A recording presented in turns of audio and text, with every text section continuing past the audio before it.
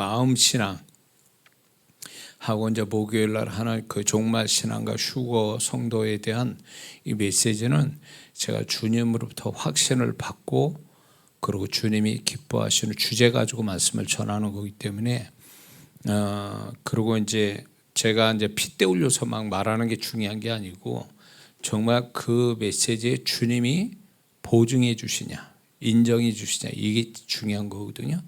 근데 저는 지금 이 주제에 대해서 주님은 확실히 저한테 이 주제를 기뻐하시고 또 보증하시는 줄 믿습니다. 그래서 오늘날 우리가 신앙생활을 해도 신앙생활을 어떻게 해야 되고 어느 방향으로 가고 정말 하나님께서 진정으로 기뻐하는 신앙, 존재가 무엇인가에 대해서 다시 한번 우리는 생각할 때가 됐다는 것입니다. 과거에는 우리 한국교회가 부흥하기 위해서 행위신앙이 중요했습니다. 구약의 행위신앙처럼 행위신앙을 통해서 한국교회가 부흥이 됐고 축복이 됐습니다.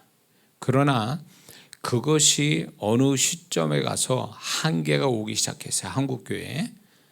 적어도 한 90년이 넘어가면서 한국교회가 이제 행위신앙 가지고는 안 된다는 것을 하나님께서 자꾸 교회가 여러 가지 잡음이 생기고 사단이 역사하는 게 많아지고 그리고 성도들이 부패해가고 이런 모습들을 너나 할 것 없이 다 예수 믿는 사람, 그것도 세상 사람까지 알 수 있을 정도의 교회 안에 그 골마 터진 그런 안 좋은 것들이 세상 사람도 알게 되고 세상 법정에 가고 이런 일들이 많이 벌어졌거든요. 그러면서 동시에 90년대부터 들어와가지고 새로운 차원의 성령의 역사가 아주 다양하게 일어난 우리 한국교회가 그 성령의 역사가 다양하게 일어났거든요. 그걸 통해서 성도들이 내면의 회개와 내면의 어떤 변화 이런 것들을 가져왔단 말이에요. 그래서 그게 2000년이 넘어갔단 말이에요. 그런데 이제 성도분들이 하나님이 우리 교회, 우리 한국 교회를 사랑하셔서 행위신앙으로 축복하신 것이 한계가 와서 부패한 모습들을 보여준 것을 성령으로 말미암아 다시 정화돼서 새로운 차원의 신앙과 교회의 모습을, 존재의 모습을 보여야 되는데 이게 성령의 어떤 역사들을 왜곡해서 은사나 능력이나 또 이런 어떤 신령한 것에만 치우쳐서 이걸로 또 부작용이 또 이제 한동안 일어난 겁니다. 그래서 한국교회가 하나님의 의도와 상관없이 이렇게 하나님이 바라는 수준 어떤 높은 신앙으로 나아가는데 이렇게 꺾였단 말이에요. 그런데 이제 주님의 오심 때가 가까이 되니까 이제 저는 이 과정을 다 봤단 말이에요. 제가 목사로서 35년이고 신앙생활 50년이 넘었거든요. 이런 어떤 과정들을 보면서 그분의 마음을 이런 우리 한국교회에 흘러가는 어떤 이것에 대한 주님의 마음을 가지고 살펴볼 때, 분별해 볼 때 하나님이 바라시는 은혜 주시는 것들에 대한 그걸로 발판 삼아 점프하는 좀 더 그분이 바라시는 쪽으로 흘러갔어야 되는데 그렇지 못해서 정체된 것이 부작용을 일으켜서 교회가 병들고 교회가 무너지고 사라지고 교회가 세상 사람한테 조롱받고 그렇게 돼버린 거죠. 그러다 성령의 역사로 인해서 성령님이 예수 그리스도를 증거하기 위해서 오신 그 성령님에 대해서 왜곡되게 알았단 말이에요. 능력이나 은사나 축복이나 이런 방향으로 성령님을 상대하다 보니까 나중에는 성령께서 역사하는 것이 사라지기 시작했다라는 거죠. 2000년 지나가서 2010년부터 막 사라지기 시작한 거죠. 그거를 제가 보면서 하나님이 주신 은혜에 대해서 하나님이 바라시는 어떤 수준으로 발전해 가지 않는다면, 그분의 어떤 그 기대치, 그분이 바라시는 방향으로 가지 않으면 그분께서는 이 단호하게 그런 은혜를 끊어버리시는 그분의 모습을 보게 되거든요. 그런 거 있지 않습니까? 하나님이 은혜와 축복을 주셨는데 하나님이 의도로 모른 채 지 멋대로 하게 되면 하나님이 오히려 불쾌하게 여기시고 그 축복이 화가 되게 하시는 그분의 손길이 구약에도 있었고 지금도 있어요. 그래서 오늘 주님이 오심이 가까운 이때에 교회는 다니지만 과연 그 교회 다니면서 신앙생활하는 것이 주님이 다 인정할 만하시고 기뻐하실 만한 거냐, 성도분들이 다 하나님 바라시는 방향으로 흘러가고 있느냐라고 볼 때 목사의 눈으로 볼 때 그렇지 않다라는 거죠. 분명 소위 말해서 하나님이 인정하지 않는 신앙을 가지면서 그런 걸로 착각하는 라우디게아의 교인들 같은 성도들이 많다라는 거죠. 그래서 우리의 신앙이 이제는 시간이 촉박하기 때문에 그분의 오심이 가깝고 우리의 신앙이 지금 와서 다시 이렇게 재정립이 안 되면 결국은 그 신앙이 인정받지도 못하고 더 나아가서 주님의 들림받는 자격도 못 되는 그런 모습을 갖는다는 거죠. 제가 분명히 저는 이거는 여러분에게 말씀하고 싶은 것은 주님의 오심은, 공중으로 그분의 오심은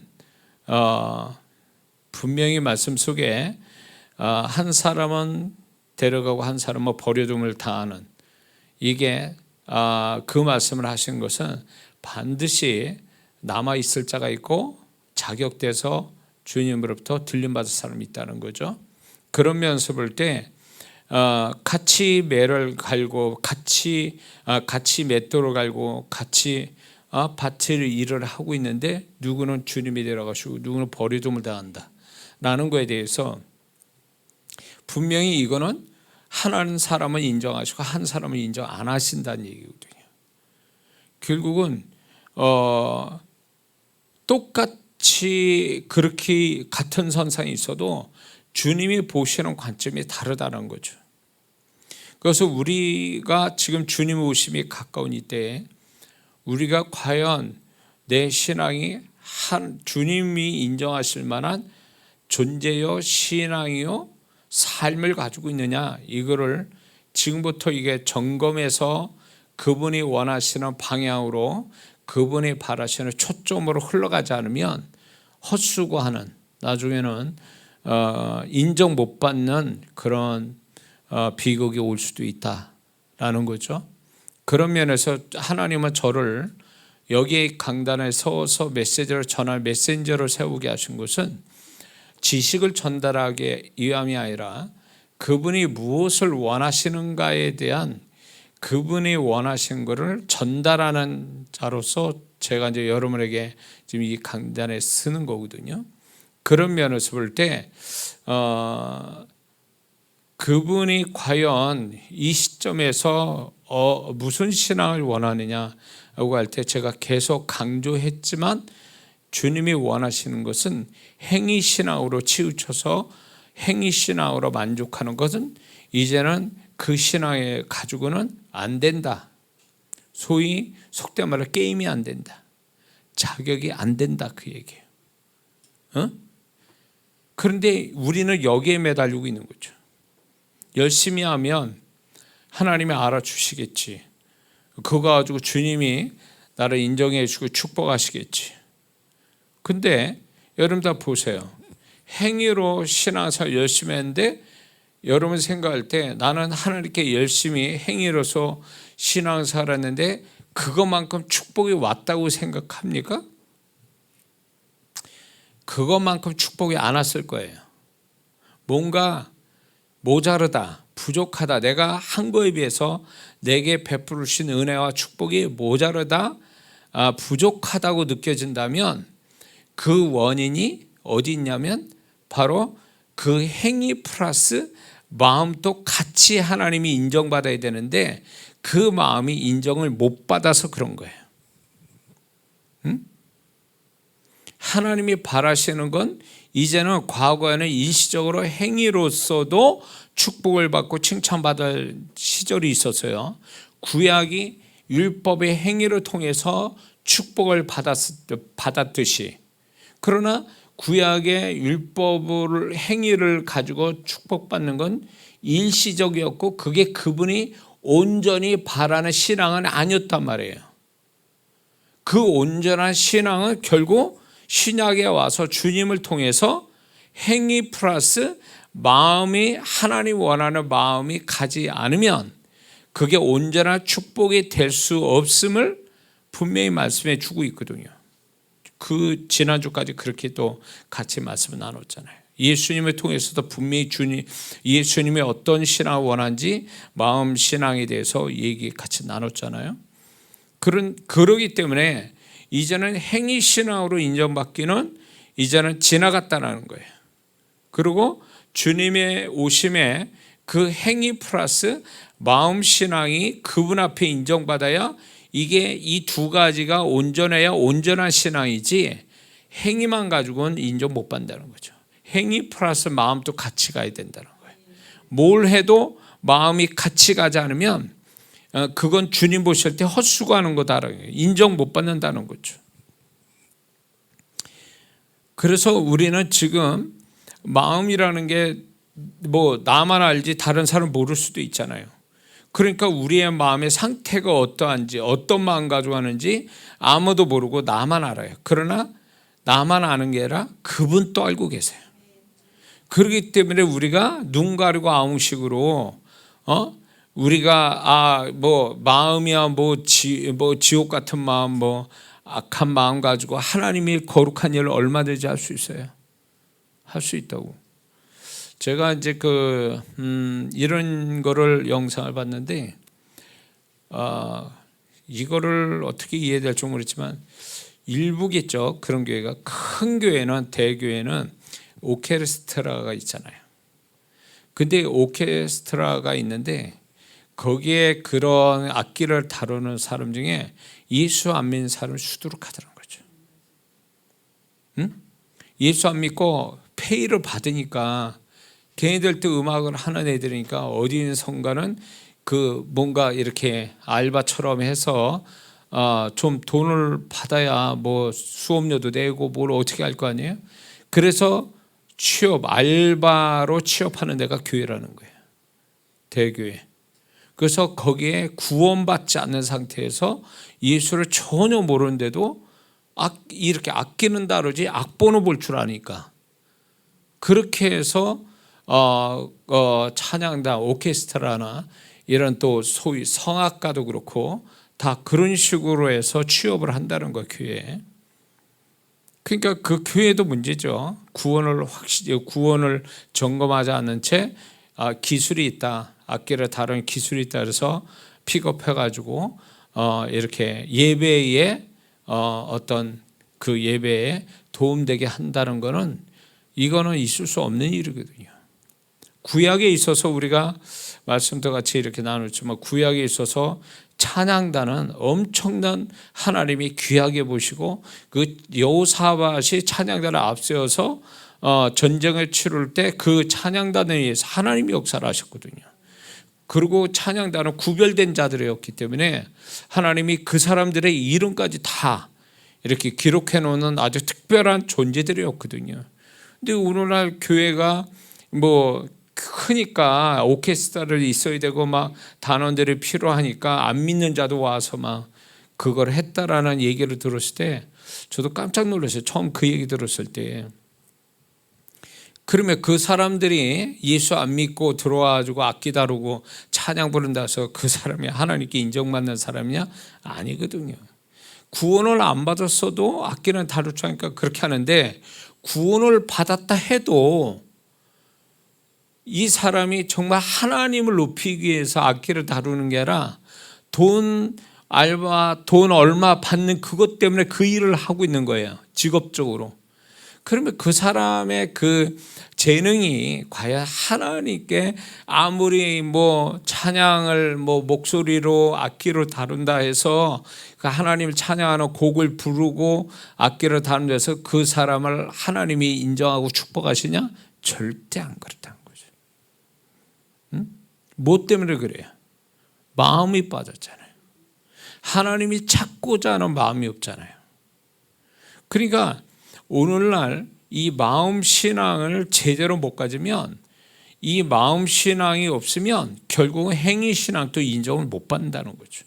예수님 마태복음 23장에 계속 거듭 말씀이지만 23장에서 예수님이 종교 지도자들을 그렇게 무섭게 책망하는 것도 다른 게 아니에요. 그들의 마음이 행위하고 정반대의 마음을 가진 걸 지적하시면서 그것 때문에 그들은 행위도 인정 못 받는 그런 사람이라는 걸 주님이 말씀하신 거거든요.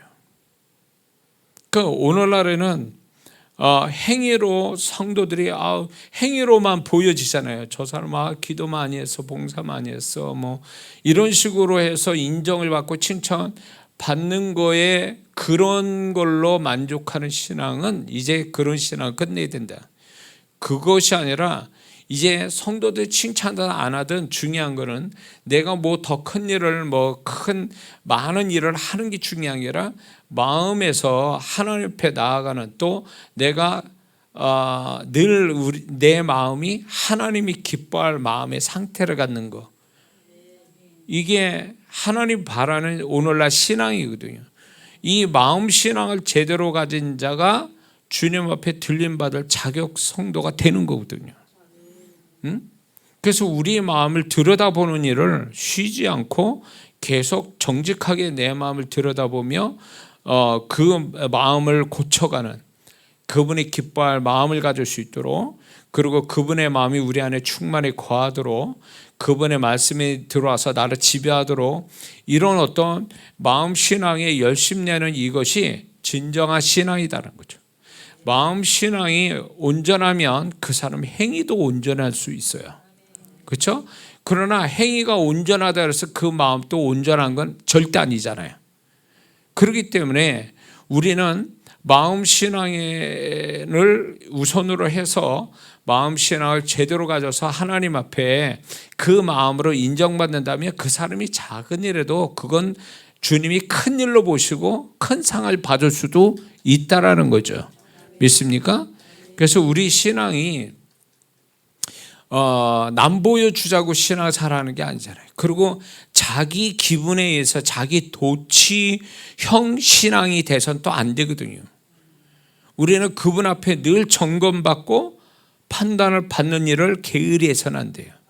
우리가 기도한다는 것이 단지 내가 원하는 걸 구하는 걸로 기도의 개념을 잡으니까 기도를 뭐 엄청 많이 하는데 사람은 잘못돼 있어. 사람이 이상해. 이거는 기도를 잘못한 거예요. 기도라는 게 그분과 사귐을 교통하는 건데 그 속에서 그분을 기도 속에서 만나지면서 그분으로 말미암아 나를 비춰보고 나를 발견하는, 내 마음을 들여다보는 이런 것이 기도 속에서 이루어져야 되는데 기도만 한 거예요. 기도만 한 거예요. 그냥 그분을 만나서 그분으로 나를 비춰서 고침받는 기도가 아니라 그냥 내가 구할 것만 구하고 끝나버리는 게 기도라고 생각하니까 기도를 많이 한 사람이 이상한 짓 하는 이유가 여기 있어요. 기도를 많이 한 사람이 이상한 신앙 갖는 이유도 여기 있는 거예요.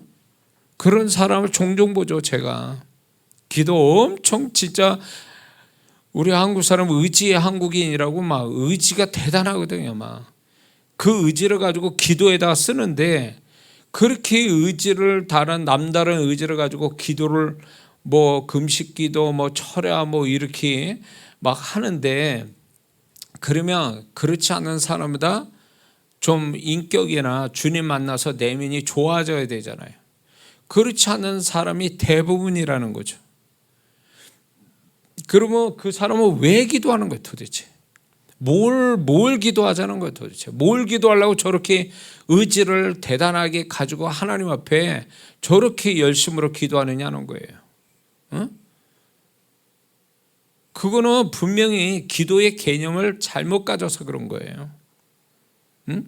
기도는 그분과 사귐인데 그분과의 사귐, 간구와 사귐이 같이 있는 게 기도인데 간구만 있지 그분과의 사귐은 없는 기도를 하다 보니까 이상한 기도를 하고 있는 거죠.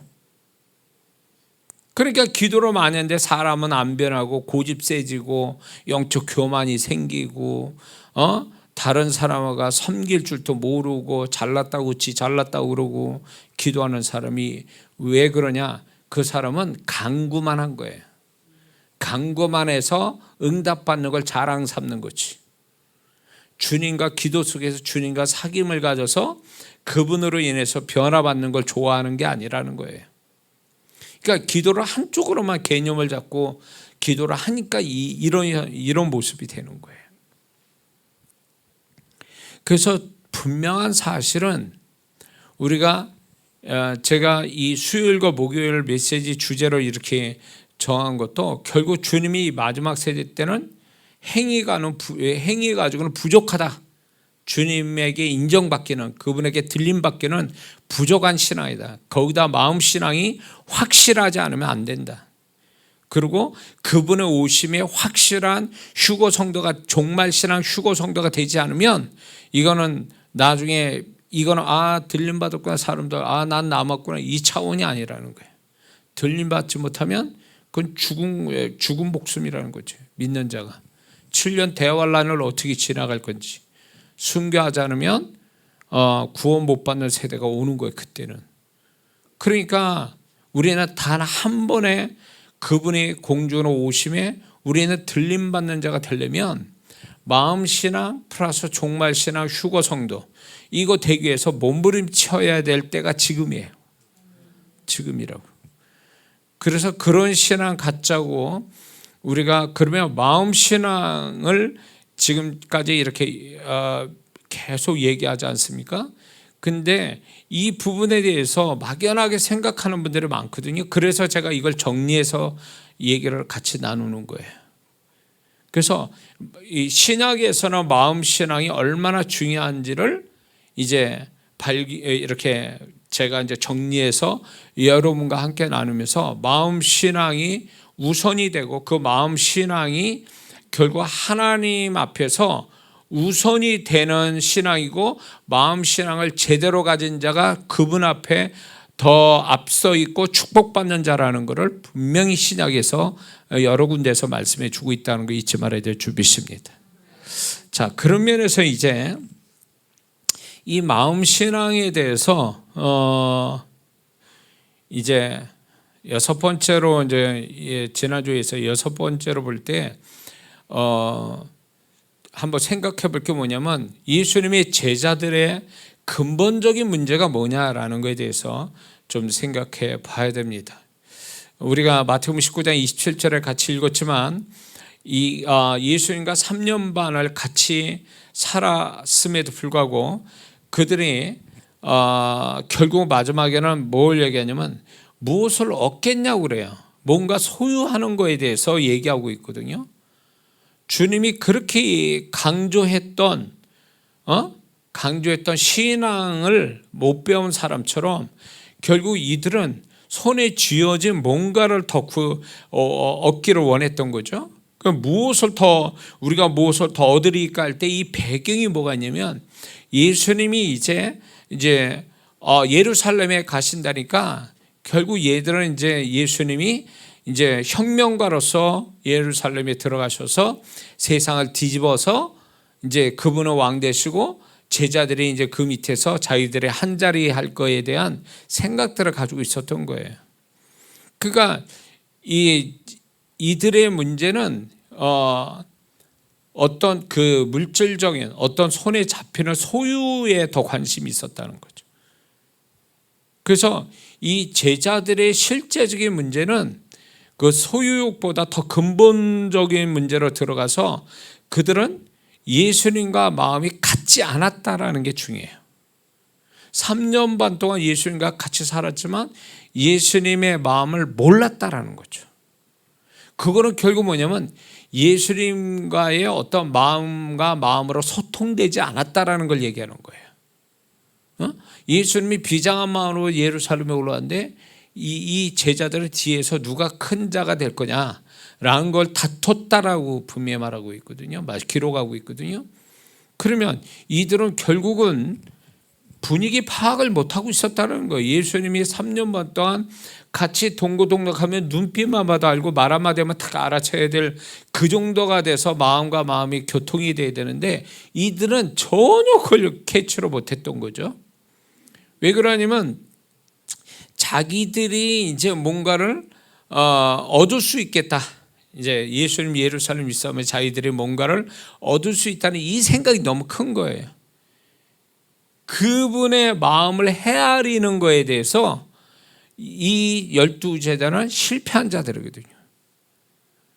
그러니까 이들이 결국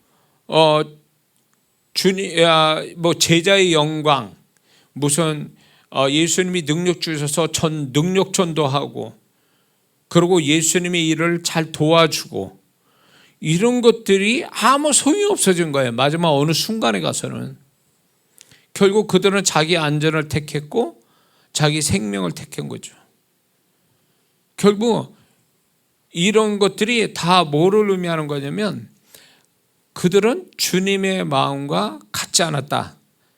그들의 마음속엔 주님의 마음이 없었다. 그들은 마음신앙에서 실패한 자들이다 라는 걸 얘기해 주는 거예요. 부끄러운 모습이죠. 결국 이거는 뭘 얘기하냐면 마지막 사는 우리가 신앙 몇 년입니까? 신앙생활 오래 하고 그렇게 했음에도 불구하고 어느 순간에 가서는 결국은 주님의 마음을 못 갖게 되면 결국 아무리 지금까지 뭐 교회에서 직분 받아서 열심히 뭐 하고 뭐 영적 체험이 있고 뭐 어쩌고 자시고 해도 아무 소용이 없다는 거. 어느 순간에 가서는 결국은 자기를 선택할 거고 자기의 안전을 선택할 거고 자기 유익을 선택할 거고 또 자기 생명을 선택할 거를 이미 제자들을 통해서 우리에게 계시하고 있는 거거든요. 그래서 하나님이 이걸 기록해 놓으셨다라는 것은 봐라, 예수님과 같이 3년 반을 살아도 그분의 마음을 소유하지 못하고 그분과 마음이 소통이 안 된다면 아무 소용이 없다. 3년이 아니라 30년을 같이 살아도 예수님하고. 그러면 우리는 예수님 얼굴도 못 보고 지금 우리는 신앙생활하는 사람이면 이들보다 더 안 좋으면 좋지 더 나을 건 없어요. 그러면 우리는 그 제자들보다 더 불리한 신앙생활을 하고 있는 거거든요. 그러면 이 신앙을 극복하고 결국 주님과 같은 길을 갈 수 있는, 주님으로부터 인정받는 사람이 되려면 한 가지밖에 없어요. 행위가 아니라 그분의 마음을 소유하고 그분과 마음을 소통이 되는 것, 이게 살아남는 것, 그게 그분이 가시는 길을 같이 갈 수 있는 능력이 되는 거죠. 믿습니까? 그러면 오늘날 교회를 열심히, 지금 교회 바깥에 나가는 성도는 제껴놓고 이 사람들 뭐 구원받을지 안 받을지 모르는 사람들이니까 교회 안에 있는 성도라도 이 성도가 100명이에요. 100명 성도가 정말로 주님이 오실 때까지 주님의 마음을 가지고 신앙생활을 얼마나 할 것 같습니까? 지금부터 마음신앙을 그분과 사귐을 갖고 그분의 마음을 받고 그분에게 마음 드리고 이런 마음신앙이 안 되면 그분이 오실 때 가면 갈수록 디모데후서 3장 1절에서 5절의 말씀처럼 자기 사랑, 돈 사랑, 쾌락 사랑으로 인해서 부패된 마음을 갖고 살다가 교회는 다니지만 결국 가서는 주님 버리게 돼 있거든요.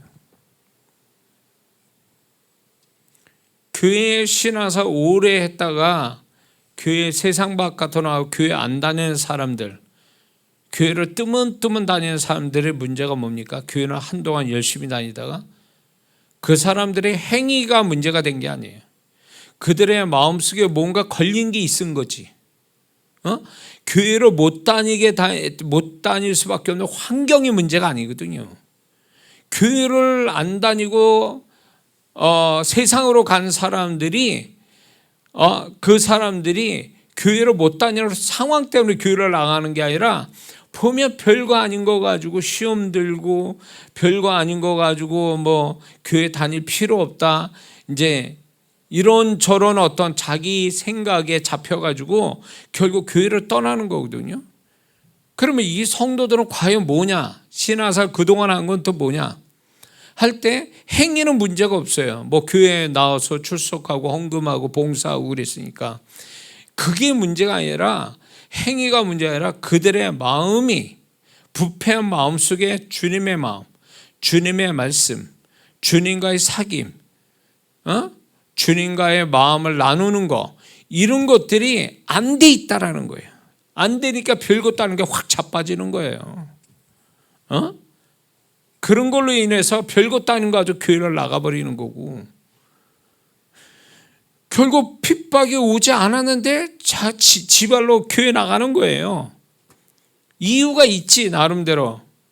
상처받았다, 뭐 시험 들었다, 뭐 화가 난다, 뭐 어쩌다 저쩌다 이렇게 얘기했는데 그게 다 마음에 관한 거잖아요. 그게 행위에 관한 게 아니잖아요. 마음에 자기가 석연치 않는, 마음에 용납이 되지 않는, 마음으로 시험 들고 이렇게 힘든 그 마음이 드디어 교회를 아예 그냥 그동안 열심히 나왔던 교회도 목사도 성도도 다 그냥 팽개치고 그냥 뛰쳐나가는 이것이 그게 정상적이냐 그거예요. 그거는 결국은 뭘 얘기하냐면 마음 신앙이 안 됐기 때문에 그러는 거예요. 마음 신앙이 된다 하면 교회가 무슨 천사들 모임입니까? 예수님만 있는 데냐고. 교회가 다 문제 많아요. 그런 것 속에서 서로 용서하고 이해하고 배려해주고 이렇게 하면서 거기서 또 자기의 상처도 받겠지만 그걸 놓고 기도해서 또 극복하고 그러면서 또 자기 존재가 좀 더 나아지는, 그걸 통해 전화위복이 돼서 더 나아지는 존재가 되는 이런 게 교회 생활이지. 아니 천사들 뭐였냐고. 자기 가면 다 환영해주고 칭찬해주고 이런 데서 사람 속에서 신앙생활하고 싶은 거요? 그거는 이 땅에는 없지. 천국 가야 있는 거지. 빨리 천국 가야지 그런 사람은요. 그렇지 않습니까? 그런 교를 찾는다면, 제가 우스갯소리지만 그런 교회 찾는다면 그 성도 때문에 아마 그 성도는 그 교회 못 들어갈 거예요. 그 성도 때문에 교회가 망쳐질 수도 있으니까.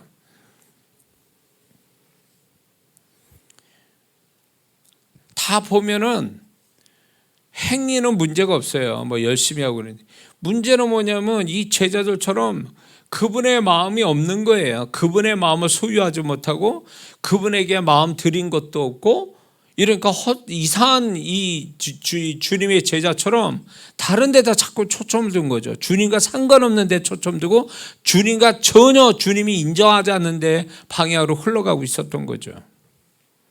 이럴 수 있다라는 거예요. 정말 이 교회를 나와서 세상으로 간 사람이 주님이 다 인정받을 사람들입니까? 그들이 나갈 수밖에 없고 세상으로 돌아가게 된 그것을 주님이 다 인정해 줄 수 있는 거냐? 인정 못 받죠. 자기 나름대로는 이 이유로 되지만 주님이 그거 인정하십니까? 인정 못 해요.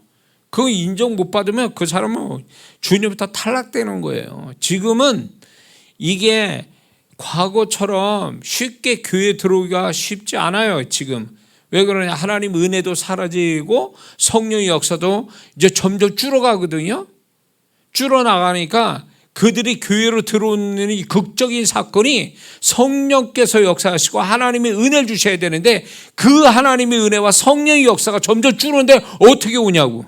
자기네들은 안 간다고 그러지만 안 가는 게 아니에요. 못 가는 거예요. 하나님의 은혜와 성령의 역사가 없어서. 교회 다니는 게 이게 뭐 지 마음대로 뭐 교회 막 펄럭펄럭 다닐 것 같습니까? 아니요. 그분의 은혜와 성령의 도우심이 있으니까 교회 다니는 거예요. 그분의 은혜나 성령의 도움이 없으면 우리는 지금 집안에 처박혀 있던가 친구 만나거나 뭐 어디가 있는 거예요 지금. 그러니까 결국 우리가 마음신앙을 단단하게 지금 갖지 않으면 이 예수님이 제자 짝 나는 건 시간 문제예요. 예수님과 같은 방향을 가야 되는데 어느 순간인가 예수님하고 다른 방향으로 막 흘러가 버려요. 그럴 수밖에 없는 거예요. 이제 그럴 수밖에 없는 거예요. 제자들이 예수님하고 같이 살을 맞대고 3년 반 동안 동고동락하면 뭐 하냐고.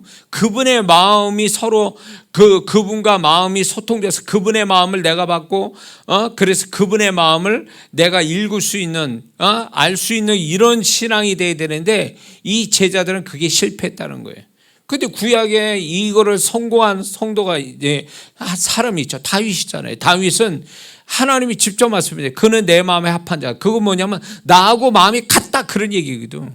그러니까 다윗은 그분의 마음과 동일한 마음을 가지니까 그 죽음의 현장에서 그렇게 삶이 험난했잖아요. 왕으로서 결국 하나님이 세워서 통합 이스라엘 왕이 됐지만 그 과정들을 우리가 알잖아요. 그런 속에서도 다윗은 그 신앙을 버리지 않고 하나님을 기쁘게 하는, 그래서 하나님께 마지막에는 그 하나님으로부터 칭찬받고 인생이 끝나잖아요. 그게 뭘로 되어진 건데 그분과 마음이 동일한 마음을 같이 가졌기 때문에 가능한 거예요. 근데 제자들은 뭐예요? 그분의 마음을 못 가지니까 그분과 같은 길을 간 게 아니잖아요. 땀만 품고 딴 길로 간 거잖아요. 그러니까 이게 우리 모습이 될 수 있다는 거예요. 니들이 아무리 교회에서 열심히 하고 뭐 성경 지식고 영적 책 믿고 그런다 해도 너희들이 내 마음을 못 가지면 너희들은 이 짝 난다는 거예요. 미리 경고하시는 거야, 경고. 그래서 마음신앙을 못 가지면 행위로서 예수님 영광스러운 그 예수님을 보고 만지고 같이 이야기하고 그렇게 3년 반 살아서도 그분과 그 마음이 소통이 안 되면 결국 이런 짝 난다는 걸 계시하고 있기 때문에 마음신앙이 얼마나 중요한지를 여기서 말씀해 주고 있다는 거죠. 할렐루야. 그래서 이게 마음신앙은 표가 안 나는 거예요. 누가 알아주는 것도 아니고 이게 뭐 수치로 나오는 것도 아니고 이러다 보니까 보통 우리의 마음이 어찌되든 뭐 상관없어. 세상 사람같이 그 마음 안에 세상 들어와 있고 죄가 들어와 있고 무슨 악한 영이 지배하고 뭐 이런 거 신경 안 쓴다고. 그냥 하루하루 그냥 내가 살아가는데 삶이 고단하지 않고 피곤하지 않고 사건만 안 나고 잘 되면 바라는 그런 세상 사람 같은 마음으로 살아간다면 이 사람은 결국 실패할 겁니다. 신앙이 실패할 거예요. 예수님이 이 제자에게 다시 오지 않았으면 이 사람들 영원토록 수치의 사람들이 되는 거예요. 예수님 다시 찾아오시지 않았다면. 근데 예수님을 부활해서 이 제자들을 찾아왔잖아요.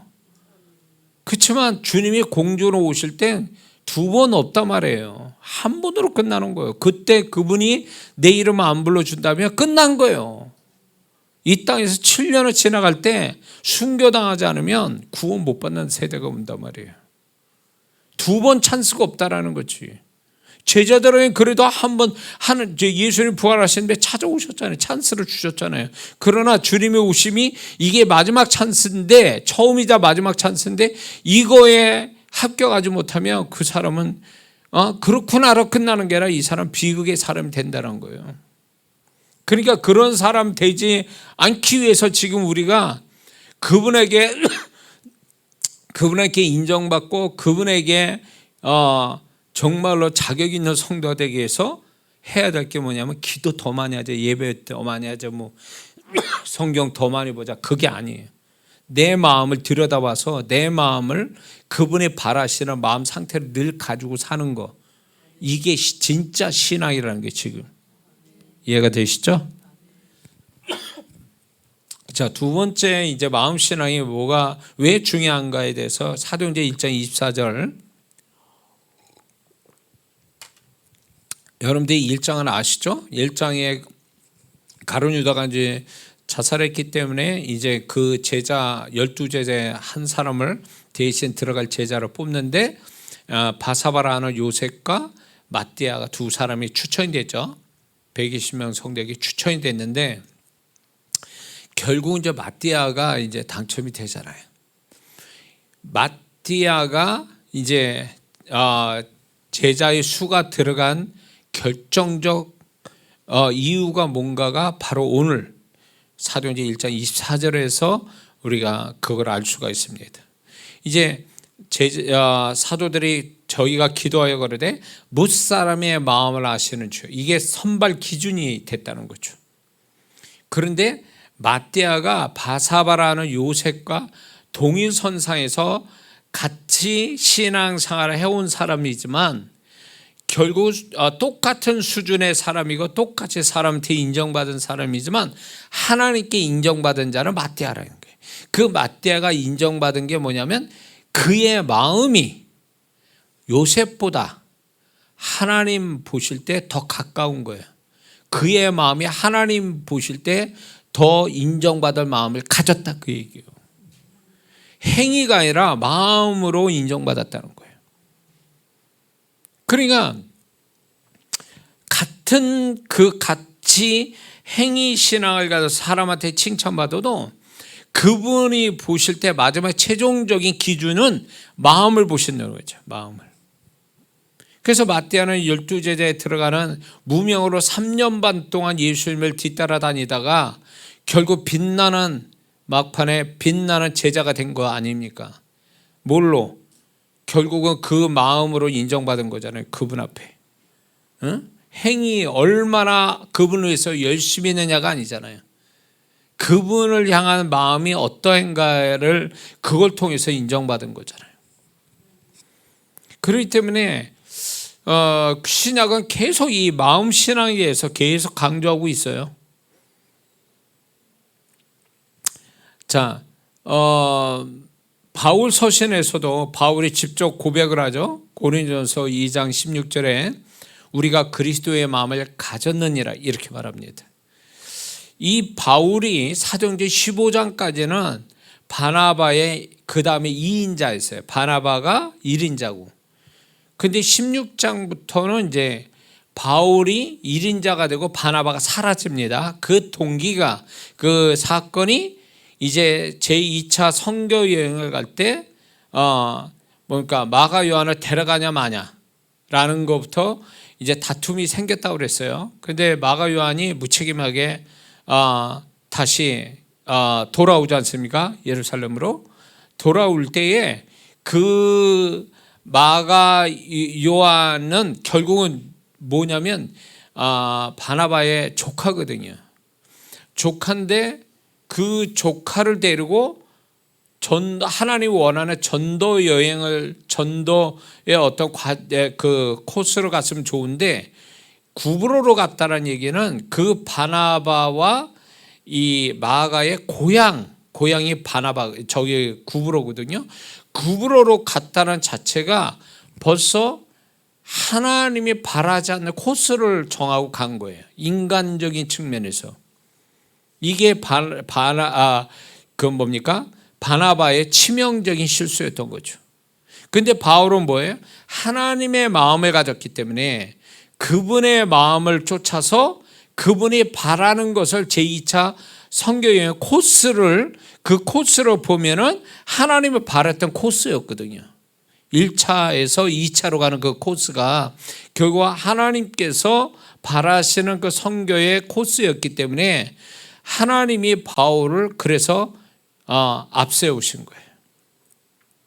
그것이 결국 뭐냐면 바울의 열정도 있었지만 바울의 열정보다 우선이 됐던 것은 그 안에 그분의 마음, 하나님의 마음, 주님의 마음이 그 안에 자리 잡아서 그분의 마음을 쫓아서 결정했고 그 마음을 쫓아서 행하기 때문에 그런 거예요. 근데 대조되는 게 바나바는 결국 인간적인 마음으로 움직였기 때문에 하나님이 인정 안 한 거죠. 인간적인 마음, 하나님이 원하지도 않는 그 코스를 자기가 고향에 편한 대로 거기를 갔는데 만약에 구브로에서 바나바가 전도를 해서 교회를 세웠다, 어떤 전도의 열매가 있었다라면 하나님이 어쩌면 기록해 놨을지도 몰라요. 근데 기록이 없는 걸 보면 바나바는 성실하게 하나님이 그때에는 그분의 마음이 복음을 확장시켜야 되는 그분의 뜻이 있었던 거예요. 근데 바울은 그 마음을 가졌기 때문에 그분이 바라시는 좀 더 넓은 범위에서 교회를 세우는, 소아시아에 교회를 세우는 데에 바울은 거기에 뛰어드는 거거든요. 하나님이 그 코스를 원하신 대로 흘러갔어요. 척박하고 위험스러운 선교 여행이었지만 바울은 그걸 겁내지 않고 하나님이 주신 마음을 쫓아서 그 일을 행한 거거든요. 그래서 바울을 하나님이 귀하게 여긴 거고, 바나바는 결국 인간적인 마음으로 고향을 갔지만 그가 교회를 세웠다, 믿는 자를 모아서 뭘 했다라는 구절이 없는 거 보면 그는 전도의 목적을 가지고 그게 간 게 아니라는 걸 증명할 수 있는 거죠. 그러니까 하나님이 결정적인 데 가서 이 바나바와 바울의 위치가 달라진 거, 하나님의 입장에서 볼 때 누구는 정말로 하나님의 귀하게 쓰임받는 자요, 하나님은 이제 하나님의 사역의 현장에서 사라져버린 이 차이가 뭐냐면 결국 어떤 마음 가지고 결정을 했느냐, 어떤 마음 가지고 움직였느냐, 이거로 결정이 난 거거든요. 그러니까 바울이 하나님의 마음을 가지고 주님의 마음 가지고 움직였기 때문에 하나님이 그를 인정하기 시작한 거죠. 2인자에서 1인자로. 이게 대단히 중요한 문제예요. 그러니까는 바울과 바나바가 1인자와 2인자가 다투어졌을 때 아마 그 주변 사람들이 아마 인간적으로 볼 때는 바나바를 편들었지 않았을까, 이런 생각 들어요. 왜냐하면 바울도 사실은 바나바에 의해서 세워진 자잖아요. 그러니까 바나바의 도움을 받은 자란 말이에요. 그런데 바나바에게 이 소위 말하면 대항을 했다라는 거 볼 때 그때 당시에는 질서가 깨지는 거잖아요. 위아래가 질서가 깨졌을 때 주변 사람, 주변 크리스찬들이 볼 때는 바울을 분명히 어쩌면 언짢게 봤을지도 몰라요. 바울을 오히려 바나바 편을 들었을지도 모르는 거예요. 그럼에도 불구하고 바울은 주님의 마음을 가지고 이래야만 된다고 주장을 했던 거거든요. 인간적으로 바울도 인간적인 마음이 있다면 바나바를 쫓아가는 게 맞는 거잖아요. 지금까지 받은 은혜가 있으니까, 바나바를 도움을 받은 게 있으니까 인간적으로 그렇게 가야 되는 거예요. 그런데 바울은 자기 마음이 아니라 주님의 마음으로 강력하게 강조한 거죠. 이렇게 해야 된다. 1차 선교 여행처럼 그렇게 가야 된다라는 걸 강조한 거죠. 그게 그분의 마음에서 나온 얘기라는 거예요. 그러니까 하나님이 그를 기뻐하신 거죠. 그러니까 아무리 2인자, 1인자라도 그분이 원하는 어떤 마음을 가지고 움직이지 않으면 하나님은 가차없이 그 사람을 사역의 현장에서 사라지게 만드는 거예요. 그래서 사도행전 15장에서 바나바는 영원히 사라집니다. 안 나타나요. 바울 서신에 어디에도 안 나타나요. 결국 뭘 얘기하는 거예요? 바울은 끝이에요. 거기까지라는 거예요. 그가 하나님의 마음을 가지지 않았기 때문에. 그리고 만약에 마가 요한은 다시금 나중에 회개하고 돌이켜서 바울에게 있어서 유익한 사람이라고 그랬거든요. 마가를 데려라, 내게 유익하다. 베드로에게서는 영적인 아들로 여겼단 말이에요. 마가를요. 그거는 결국 뭐냐면 마가는 드디어 자신이 잘못됨을 알고 그동안 그 바울과 베드로한테 얼마나 인정받는데 열심을 냈으면 서신서에도 바울이 그렇게 쓰고 베드로서에서도 그렇게 썼겠느냐는 거예요. 그러니까 마가는 실수를 했지만 다시 복귀된 거예요. 하나님이 다시금 인정하는 사역자가 됐어요. 그거는 결국 어떤 행위적인 것보다도 하나님이 바라는 어떤 모습을 그 내면에 가졌기 때문에 다시 하나님의 사역자로 등장이 된 거죠.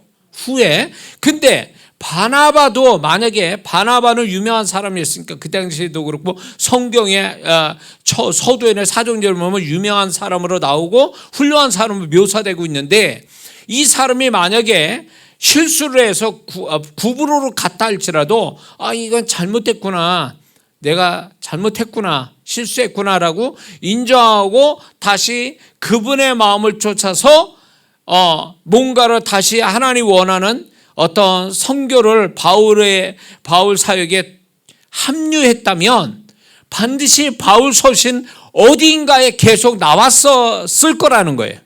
근데 그게 없다란 얘기는 바나바는 끝내 그분의 마음을 쫓아 행한 게 없다라는 걸 얘기해 주는 거예요.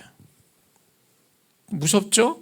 하나님이 그분의 마음 쫓아 하지 않으면 아예 그냥 이제 열애시켜버리고 아예 나타나지도 않게 하는 거예요. 뭐 때문에 그럴까요? 행위 때문에 그랬을까요? 아니요. 그러면 바나바가 타락했냐? 그것도 아닌 거예요. 그것도 아니고 오로지 그분이 원하시는 마음을 가지지 않았기 때문에 재등장이 되지 못했던 거예요. 근데 바울은 끝까지 그분이 가지신 주님의 마음을 가지고 끝까지 사역을 했기 때문에 영광스러운 인물이 된 거죠. 바울이 바울이 훌륭한 일을 했지만 결국 그가 하나님 앞에 인정받는 자가 되어져서 그 바울이 말한 걸 하나님의 말씀한 걸로 인정해 성경으로 나왔잖아요.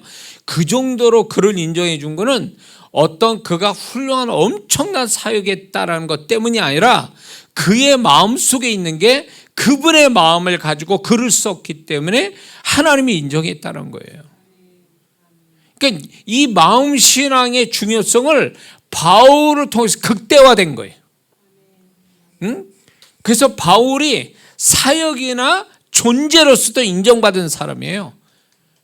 그러니 우리도 그런 사람이 마땅히 되어야 되는 것을 바울 서신이 신약의 반이에요.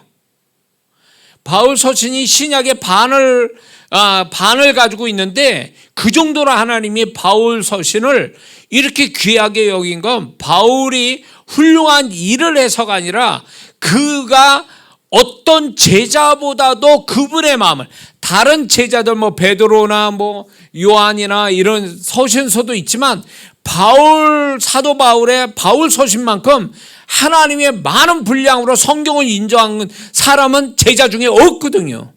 그 얘기가 뭐냐면 바울을 얼마나 그의 마음속에 하나님의 마음이 다윗과 같이 하나로 충만한 상태에 되어진 제자가 없기 때문에 그 바울이 가졌던 그분의 마음조차 글을 쓴 거를 하나님이 말씀한 걸로 인정해서 성경으로 만드신 거죠. 결국 바울을 이 정도로 신약의 분량을 이렇게 성경으로 만들게 하는 하나님의 그 깊으신 뜻은 뭡니까? 바울같이 마음신앙을 가지라는 거지. 마음신앙을 가질 때 성공한다는 것을 바울을 통해서 계시해 주고 있는 거예요.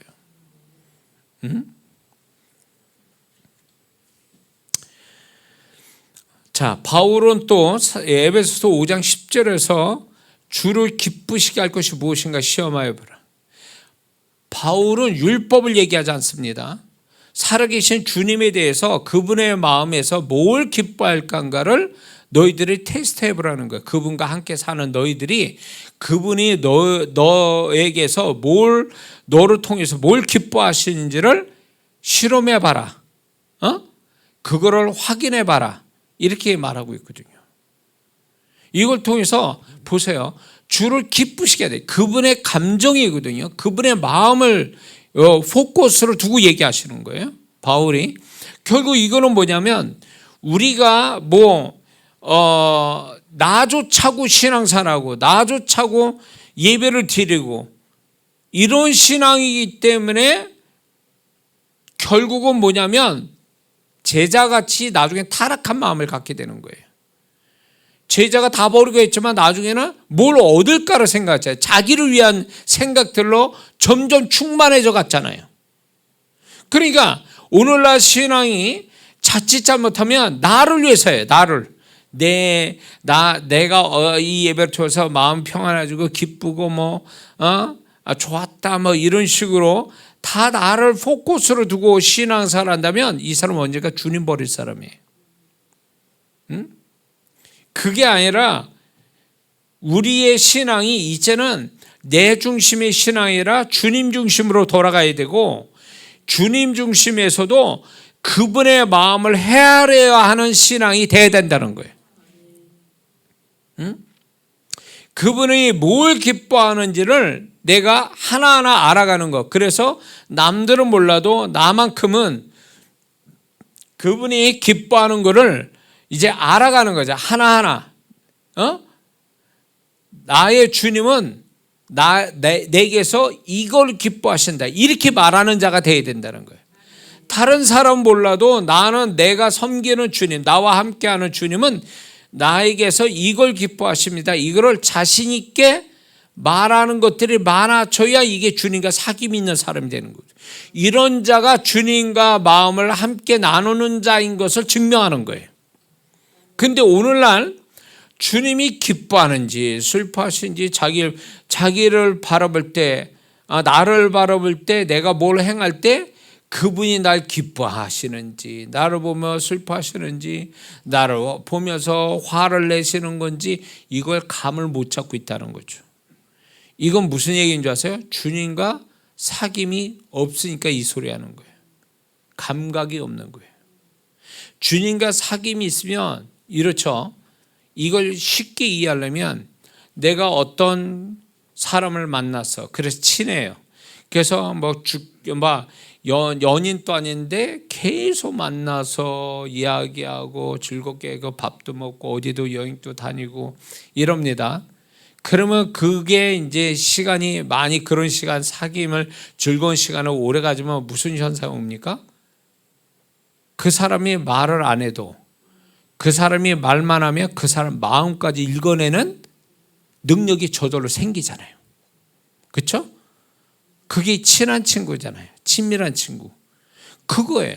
주님과 사귐을, 내 일상의 모든 걸 함께 사귐을 이렇게 갖다 보면 나도 모르는 사이에 주님이 이걸 싫어하시구나, 이걸 좋아하시는구나, 이걸 슬퍼하시구나, 이걸 화를 내시는구나, 이걸 안다, 그 얘기예요. 그래서 주를 기쁘시게 할 게 뭐냐고 너희들 시험해 보라고 이거를 명령하신 것은 그 이전에 주님과의 사귐을 늘 가져서 그분에 대하여 그분의 감정을 이해하라는 거죠. 그분의 감정을 알아내라는 얘기예요. 이게 신앙이라는 거 얘기하는 거예요. 에베소 교인들이 수준이 높은 성도들이거든요.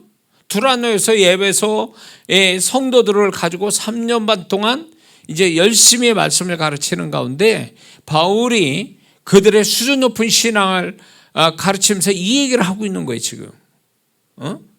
이게 율법을 얘기한 게 아니라, 행위를 얘기한 게 아니라, 너희들은 지금 함께 하신 주님에 대해서 주님이 어떤 마음을 갖고 있는지를 확인해 보라는 거예요, 자꾸.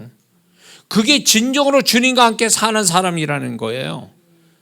바울이 또 그랬고, 그러니까 우리도 그래야 되는데, 많은 성도들은 오늘날 주님이 나에게만 주님 계신 게 아니라 다 각자의 주님이 계시는데 모르더라, 그거예요. 당신 주님을 얘기해 보세요. 그러면 나만의 주님을 얘기해 줘야 되거든. 다른 성도의 주님이 아니에요. 나와 함께 하시는 나의 주님을 얘기를 해야 되거든. 어떤 주님으로 같이 계시는지를 말을 할 줄 알아야 되는데, 주님과 사귐이 있나, 주님의 마음을 아나, 모르니까 뭘 얘기할 줄 모르는 거야. 그냥 일어나는 일, 그냥 내가 이런 일 저런 일이 있었어, 그래서 주님이 뭘 도와주셔서 이런 거지, 그분의 감정이 뭔가를 얘기를 못한다, 그거예요. 왜? 사귐이 없다 보니까. 그분이 하신 일을 얘기하는 것은 초보신앙이고, 그분이 그 일을 하게 하신 그분의 마음을 읽는 게, 그게 수준 높은 신앙이라는 거예요. 근데 광야 이스라엘 백성은 그분의 감정, 하나님의 감정을 불쾌하게 만들고 진노하게 만들었다는 걸 아예 모르고 있었던 거예요. 지네들이 원하는 것만 얻으면 된다라는 생각을 가지고 있어서, 그래서 광야에 있을 때는 그래서 가나안 땅 못 들어가고 다 죽임을 당한 거예요. 이걸 통해서 뭘 얘기한 줄 아세요? 이게 주님과 사귐이 없는 신앙은 결국 기시적인 게 뭐냐? 가나안 땅 못 들어간다는 거지.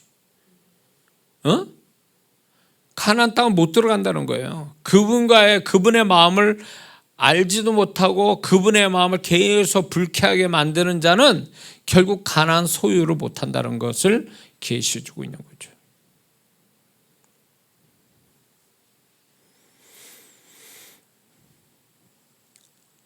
제가 이제 이거는 저의 이제 저기 얘기인데, 성령께서 이제 집회를 하거나 막 연속으로 하잖아요. 2박 3일, 3박 4일이든 이렇게 하다 보면 임재가 첫날부터 가는 경우가 드문데, 성령이 강하게 임재하시면 나도 모르게 주님을 얘기하게 돼요. 그건 뭐냐면 성령님은 그분을 드러내신 분이잖아요. 예수님을 드러내죠. 그러니까 그분의 임재가 강하다는 얘기는 그 성령님이 주님을 자꾸 드러내게 하신다, 그 얘기예요. 그래서 우리가 성령으로 충만하다는 거는 예수 충만이거든요. 예수님이 드러날 수밖에 없어요. 그런 사람이 되기를 그분은 원하신, 그래서 성령님을 우리에게 보내신 거예요. 그러니까 성령님이 은사나 능력이나 축복에다 초점을 두니까 변질되는 거예요. 그분의 원래 사역은 예수님을 드러내는 거예요. 우리 안에 예수님, 우리 함께 하신 주님, 주님과 사귐을 갖도록 그분이 더욱더 우리 가운데 역사하는 게 성령님의 근본적인 아주 중요한 사역인데, 우리는 이걸 놓치고 있는 거죠. 은사나 능력이나 축복으로만 자꾸 이해를 하니까 이상한 신앙이 나오는 거예요. 이상한 신앙이.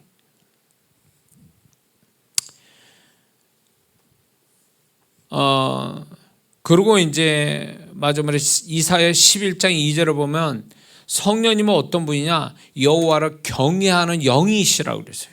경외한다는 이 단어는 행위의 단어가 아니라 마음에 관한 단어예요. 경외는 공경하면서도 두려워하는 마음이라거든요. 그러니까 그분에 대하여 어떤 구약에도 결국은 율법을 주신 것은 결국 율법을 통해서 이스라엘 백성들이 하나님을 경외하고 경외하는 끝에 그분을 사랑하는 마음을 갖는 것, 이게 율법을 주신 목적인데, 이스라엘 백성 특히 종교 지도자들은 이거를 고의적으로 빼먹은 거죠. 결국은 뭐냐면 율법을 지키는 것은 결국 그 마음에 하나님이 원하시는 마음을 갖는 것, 결국 뭐냐면 경외하는 마음, 하나님을 사랑하는 마음, 이거를 갖도록 율법을 주신 것을 종교 지도자들은 고의적으로 이거를 무시하고 자기 의로 삼고 자기 자랑으로 삼고 자기 명예를 삼았다, 그 얘기예요. 그래서 하나님이, 예수님이 그 종교 지도자들을 그렇게 무섭게 책망하신 이유가 여기 있는 거예요. 그러니까 우리가 정말 성령님이 우리 가운데 역사를 정말 나한테 하셨다라고 하면 그분이 우리한테 역사하시는 하나의 그 모습이 뭐냐면 하나님을 경외하는 마음을 갖게 하거든요. 그거는 결국 우리가 이해되기 쉽게 그분을 의식하게 만든다, 그 얘기예요.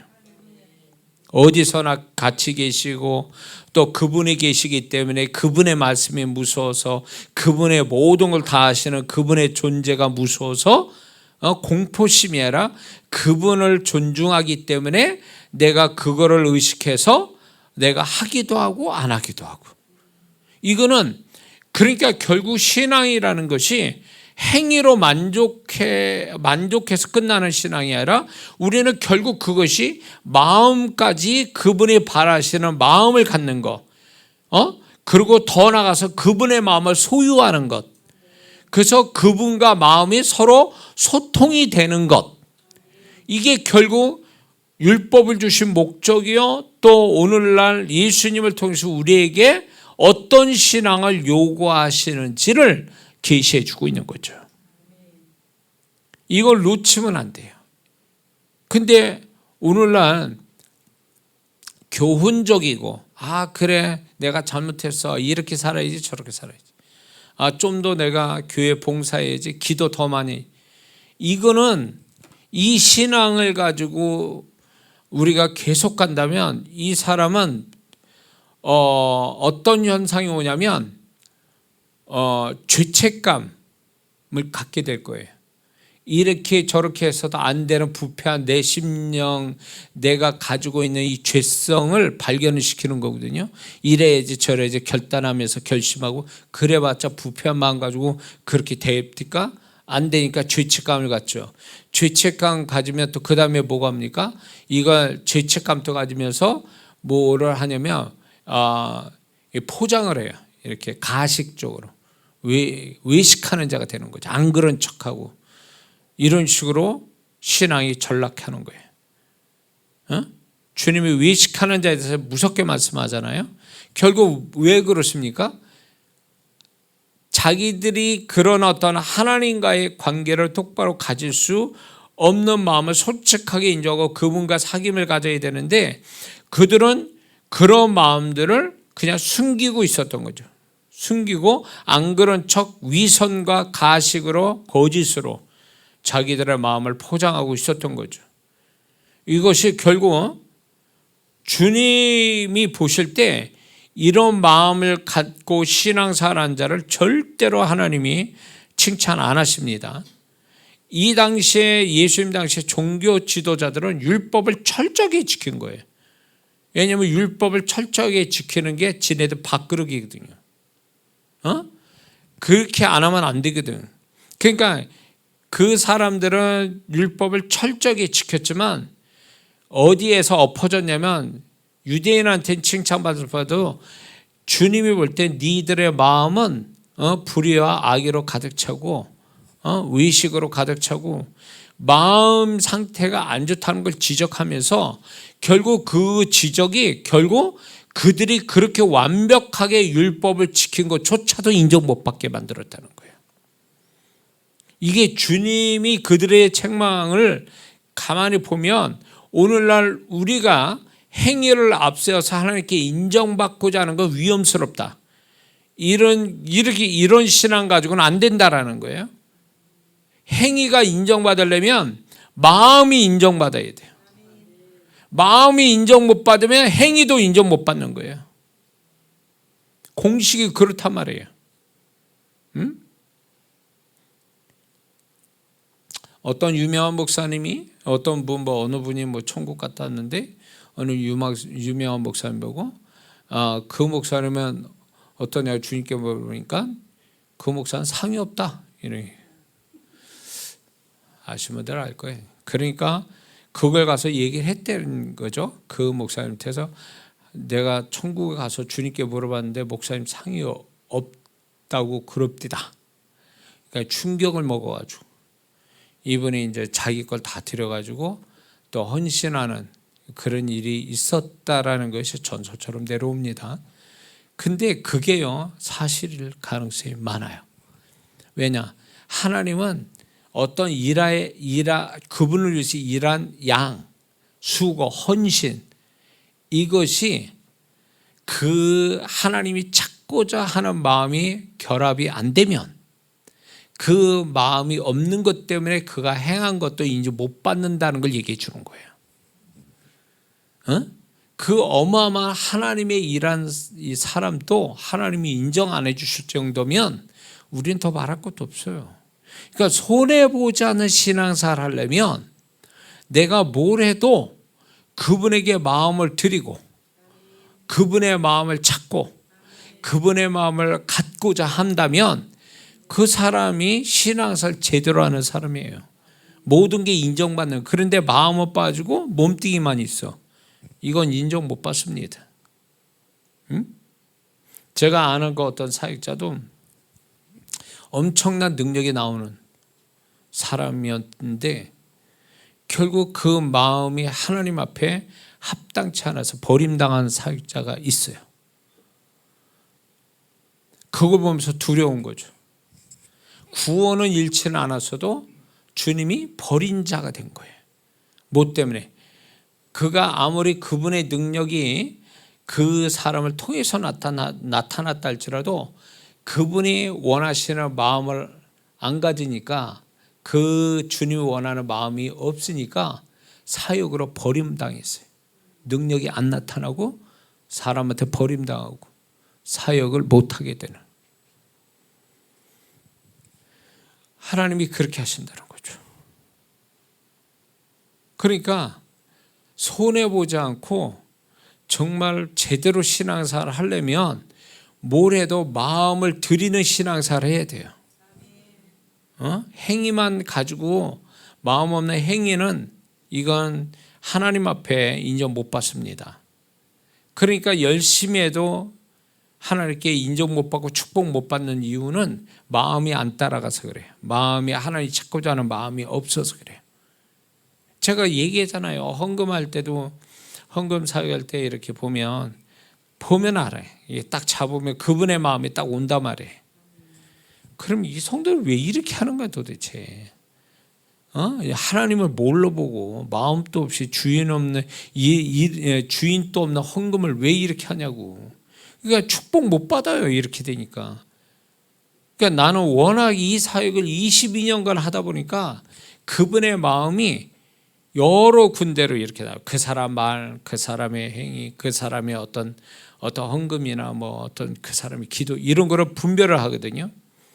그러니까 그분이 나에게 들려주시고 보여주시는 게 있다 보니까, 문제는 뭐냐면 그 성도는 그걸 모른다는 거예요. 주님은 이렇게 생각하고 있는데 본인만 몰라.